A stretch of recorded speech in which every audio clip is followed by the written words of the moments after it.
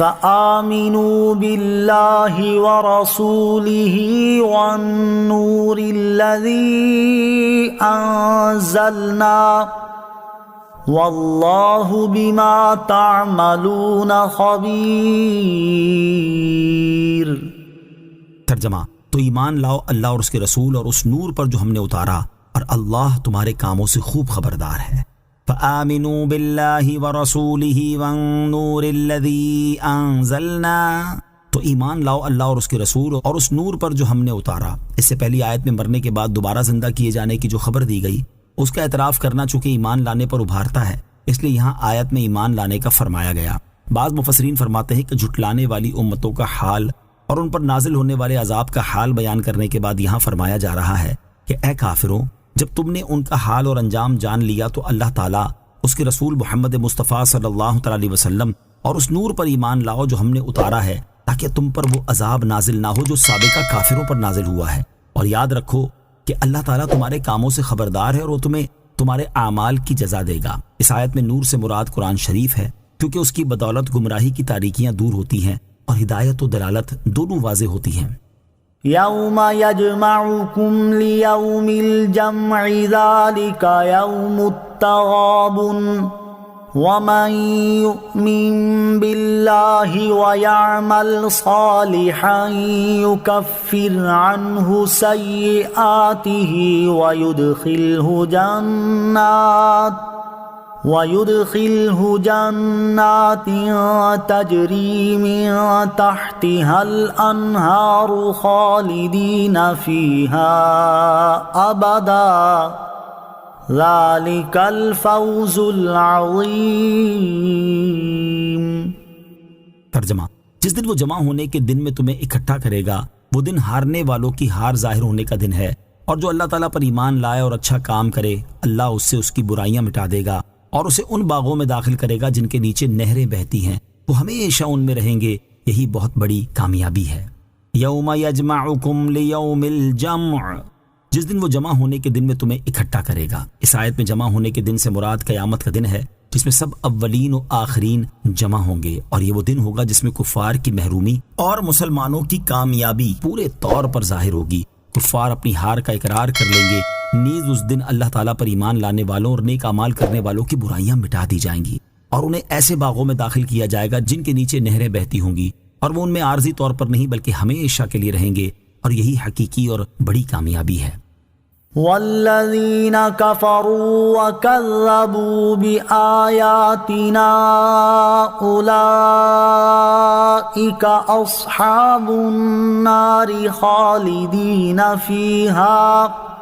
وبئس المصیر۔ ترجمہ: اور جنہوں نے کفر کیا اور ہماری آیتوں کو جھٹلایا، وہ لوگ آگ والے ہیں، ہمیشہ اس میں رہیں گے، اور وہ کیا ہی برا ٹھکانہ ہے۔ والذین کفروا وکذبوا بآیاتنا، اور جنہوں نے کفر کیا اور ہماری آیتوں کو جھٹلایا، یعنی وہ لوگ جنہوں نے اللہ تعالیٰ کی وحدانیت اور قدرت کا انکار کر کے کفر کیا اور ہماری ان آیتوں کو جھٹلایا جو مرنے کے بعد دوبارہ زندہ کیے جانے پر دلالت کرتی ہیں، وہ آگ والے ہیں، ہمیشہ اس میں رہیں گے، اور یہ ان کا کیا ہی برا انجام ہے۔ اس آیت سے معلوم ہوا کہ دوزخ میں ہمیشہ رہنا اور سخت عذاب ہونا صرف کفار کے لیے ہے۔ گناہ گار مومن خواہ کیسا ہی گناہ گار ہو، انشاءاللہ دوزخ میں ہمیشہ نہ رہے گا اور اللہ تعالیٰ اسے رسوا نہ کرے گا۔ ما اصاب من مصیبت الا باذن اللہ ومن یؤمن باللہ یہد قلبہ واللہ بکل شیء علیم۔ ترجمہ: ہر مصیبت اللہ کے حکم سے ہی پہنچتی ہے، اور جو اللہ پر ایمان لائے اللہ اس کے دل کو ہدایت دے دے گا، اور اللہ ہر چیز کو خوب جانتا ہے۔ ما اصاب من مصیبت الا باذن اللہ، ہر مصیبت اللہ کے حکم سے ہی پہنچتی ہے۔ اس آیت کا خلاصہ یہ ہے کہ موت کی، مرض کی اور مال کے نقصان وغیرہ کی، الغرض ہر مصیبت اللہ تعالیٰ کے حکم سے ہی پہنچتی ہے، اور جو اللہ تعالیٰ پر ایمان لائے اور جانے کہ جو کچھ ہوتا ہے اللہ تعالیٰ کی مشیت اور اس کے ارادے سے ہوتا ہے، اور مصیبت کے وقت انا للہ و انا الیہ راجعون پڑھے اور اللہ تعالیٰ کی عطا پر شکر اور بلا پر صبر کرے تو اللہ تعالیٰ اس کے دل کو ہدایت دے دے گا کہ وہ اور زیادہ نیکیوں اور طاعتوں میں مشغول ہو اور اللہ تعالیٰ سب کچھ جانتا ہے۔ خیال رہے کہ بعض مصیبتیں ہمارے گناہوں کی شامت سے آتی ہیں مگر آتی اللہ تعالیٰ کے حکم سے ہیں، لہٰذا یہ آیت سورہ شورى کی اس آیت وَمَا أَصَابَكُم مِّن مُّصِيبَةٍ فَبِمَا كَسَبَتْ أَيْدِيكُمْ ترجمہ، اور تمہیں جو مصیبت پہنچی وہ تمہارے ہاتھوں کے کمائے ہوئے اعمال کی وجہ سے ہے کے خلاف نہیں۔ نیز یہ بھی خیال رہے کہ دنیا کی مصیبتیں مومن کے لیے بہت مرتبہ گناہ کا کفارہ بنتی ہیں یا درجات کی بلندی کا سبب ہوتی ہیں، جبکہ کفار کے لیے عذاب ہیں۔ لہٰذا زیر تفسیر آیت بالکل صاف ہے، اس پر کسی طرح کا کوئی اعتراض نہیں کیا جا سکتا۔ وَأَطِيعُوا اللَّهَ وَأَطِيعُوا الرَّسُولَ فَإِن تَوَلَّيْتُمْ فَإِنَّمَا عَلَى رَسُولِنَا الْبَلَاغُ الْمُبِينُ اللَّهُ لَا إِلَٰهَ إِلَّا هُوَ وَعَلَى اللَّهِ فَلْيَتَوَكَّلِ الْمُؤْمِنُونَ ترجمہ، اور اللہ کا حکم مانو، رسول کا حکم مانو، پھر اگر تم منہ پھیرو تو جان لو کہ ہمارے رسول پر صرف صاف صاف پہنچا دینے کی ذمہ داری ہے۔ اللہ وہ ہے جس کے سوا کوئی معبود نہیں، اور ایمان والوں کو تو اللہ ہی پر بھروسہ کرنا چاہیے۔ وَأَطِيعُوا اللَّهَ وَأَطِيعُوا الرَّسُولَ، اور اللہ کا حکم مانو اور رسول کا حکم مانو، یعنی اللہ تعالیٰ نے جو حکم دیا اسے مانو اور رسول کریم علیہ الصلوۃ والسلام نے جو حکم دیا اسے بھی مانو۔ پھر اگر تم اللہ تعالیٰ اور اس کے رسول علیہ الصلوۃ والسلام کی فرما برداری سے منہ پھیرو تو جان لو کہ ہمارے رسول پر صرف صریح پہنچا دینے کی ذمہ داری ہے، چنانچہ انہوں نے اپنا فرض ادا کر دیا اور کامل طور پر دین کی تبلیغ فرما دی۔ اس آیت سے معلوم ہوا کہ حضور اقدس علیہ الصلوۃ والسلام کی اطاعت اللہ تعالیٰ کی اطاعت کی طرح ضروری ہے، کیونکہ دونوں اطاعتوں کو ایک ہی طریقے سے بیان فرمایا گیا ہے۔ وَعَلَى اللَّهِ فَلْيَتَوَكَّلِ الْمُؤْمِنُونَ،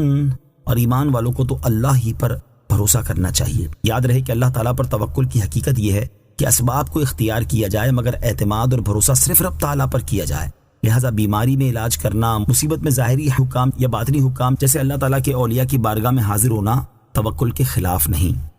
یا ایہا الذین آمنوا ان من ازواجکم واولادکم عدوا لکم فاحذروہم وَإِن تَعْفُوا وَتَصْفَحُوا وَتَغْفِرُوا فَإِنَّ اللَّهَ غَفُورٌ رَحِيمٌ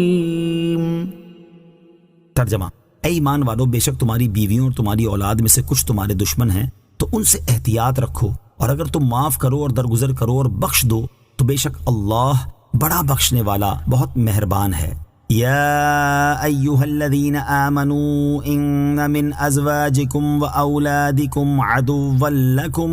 اے ایمان والو، بے شک تمہاری بیویوں اور تمہاری اولاد میں سے کچھ تمہارے دشمن ہیں۔ شان نزول، چند مسلمانوں نے مکہ مکرمہ سے ہجرت کا ارادہ کیا تو ان کی بیوی اور بچوں نے انہیں روکا اور کہا ہم آپ کی جدائی پر صبر نہ کر سکیں گے، آپ چلے جاؤ گے تو ہم آپ کے پیچھے ہلاک ہو جائیں گے۔ یہ بات ان پر اثر کر گئی اور وہ ٹھہر گئے۔ کچھ عرصے کے بعد انہوں نے ہجرت کی تو رسول کریم علیہ الصلوۃ والسلام کے صحابہ کرام کو دیکھا کہ وہ دین میں بڑے ماہر اور فقیہ ہو گئے ہیں۔ یہ دیکھ کر انہوں نے اپنے بیوی بچوں کو سزا دینے کا ارادہ کیا اور یہ قصد کیا کہ ان کا خرچ بند کر دیں گے، کیونکہ وہی لوگ انہیں ہجرت سے مانے ہوئے تھے، جس کا یہ نتیجہ ہوا کہ حضور پرنور علیہ الصلوۃ والسلام کے ساتھ ہجرت کرنے والے اصحاب علم و فقہ میں ان سے منزلوں آگے نکل گئے۔ اس پر یہ آیت کریمہ نازل ہوئی جس میں آئندہ ایسے بیوی بچوں کی بات ماننے سے منع کیا گیا، ان سے ترک تعلق کرنے سے بھی روکا گیا، اور انہیں اپنے بیوی بچوں سے درگزر کرنے اور معاف کر دینے کی ترغیب بھی دی گئی۔ چنانچہ اس آیت کا خلاصہ یہ ہے کہ اے ایمان والو، تمہاری بیویوں اور تمہاری اولاد میں سے کچھ تمہارے دشمن ہیں کہ تمہیں نیک اعمال کرنے سے روکتے ہیں، تو ان سے احتیاط رکھو اور ان کے کہنے میں آ کر نیکی سے باز نہ رہو، اور اگر تم ان کی ایسی حرکت پر مطلع ہونے کے بعد انہیں معاف کر دو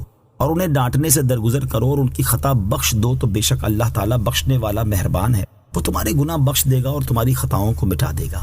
آیت ان من ازواجکم واولادکم عدوا لکم سے حاصل ہونے والی معلومات۔ اس آیت سے 4 باتیں معلوم ہوئی۔ نمبر 1، جو بیوی بچے اللہ تعالیٰ کی اطاعت، نماز، حج اور ہجرت سے روکیں وہ ایک اعتبار سے ہمارے دشمن ہیں کہ ہماری آخرت کو نقصان پہنچاتے ہیں، اور دشمن وہی ہوتا ہے جو نقصان پہنچائے، لہٰذا ان کی بات نہیں ماننی چاہیے۔ یہ آیت ان لوگوں کے بارے میں اتری جن کو ان کے بال بچوں نے ہجرت کرنے سے روکا تھا، حالانکہ ہجرت ان پر فرض تھی۔ نمبر 2، ہمارا وہ رشتہ دار جو اللہ تعالیٰ اور رسول اکرم علیہ الصلوۃ والسلام سے روکے وہ دشمن ہے، اور وہ اجنبی اور غیر جو ہمیں اللہ تعالیٰ اور رسول کریم علیہ الصلوۃ والسلام تک پہنچائے وہ ہمارا عزیز ہے۔ نمبر 3، اللہ تعالیٰ اور رسول کریم علیہ الصلوۃ والسلام کے مقابلے میں کسی کی اطاعت نہیں۔ نمبر 4، بیوی بچوں کے قصور معاف کر دینا اللہ تعالیٰ کو محبوب ہے۔ جو مخلوق پر رحم کرے گا خالق اس پر رحم فرمائے گا۔